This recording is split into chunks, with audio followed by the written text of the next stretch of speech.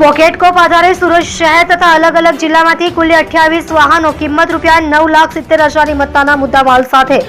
એક ઈસમ તથા કાયદાના સંઘર્ષમાં આવેલ બાળ કિશોરનાને પકડી પાડતી પુણા પોલીસ ટીમ સુરતના પુણા પોલીસ સ્ટેશનના police inspector Shri CB Chaudhari તથા second police inspector Shri RH મોરીનાઓએ વાહન ચોરી અટકાવવા તેમજ અનડિટેક્ટેડ વાહન ચોરીના ગુનાઓ શોધી કાઢવા સારું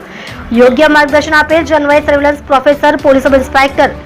PL કળથિયા તથા સર્વેલન્સ સ્ટાફના પોલીસ માણસોની સાથે લેન્ડમાર્ક 4 રસ્તા પાસે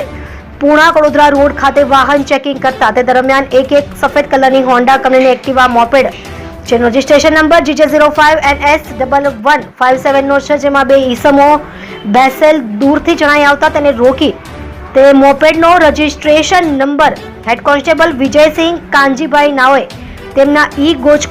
ગુજકોપ ID પાસવર્ડથી પોકેટકોપ એપ્લિકેશનમાં વાહન સર્ચ કરતા Puna police station part 1 registered number 2026 BNS એક્ટની કલમ 2023ની કલમ 303(2) મુજબની ફરિયાદ રજિસ્ટર્ડ હોય, જેથી મોપેડ ચાલક તેમજ પાછળ બેસેલ કાયદાના સંઘર્ષમાં આવેલ બાળ કિશોરનાની વધુ તપાસ અર્થે પુણા પોલીસ સ્ટેશન લાવી યુક્તિ પ્રયુક્તિથી પૂછપરછ દરમિયાન સદર આરોપી તેમજ કાયદાના સંઘર્ષમાં આવેલ બાળ કિશોરનાની પાસેથી સુરત શહેર તથા સુરત ગ્રામ્ય તેમજ અલગ અલગ જિલ્લામાંથી ચોરી કરેલ મોટરસાયકલ મોપેડ કુલ 28 જેની કિંમત રૂપિયા 9,70,000ની મત્તાના મુદ્દામાલ સાથે સદર આરોપી રાહુલ અજય મોદી ઉંમર વર્ષ 27 ધંધો મજૂરી કામ રહે ઘર number 137 Nasir residency Ganeshnagar society પાસે કારેલી ગામ ગંગાધરા તાલુકો પલસાણા જિલ્લો સુરત મૂળ વતન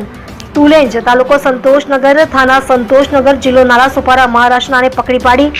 તેમજ કાયદાના સંઘર્ષમાં આવેલ બાળ કિશોરનાને ડિટેન કરી કાયદેસરની કાર્યવાહી કરવામાં આવેલ છે.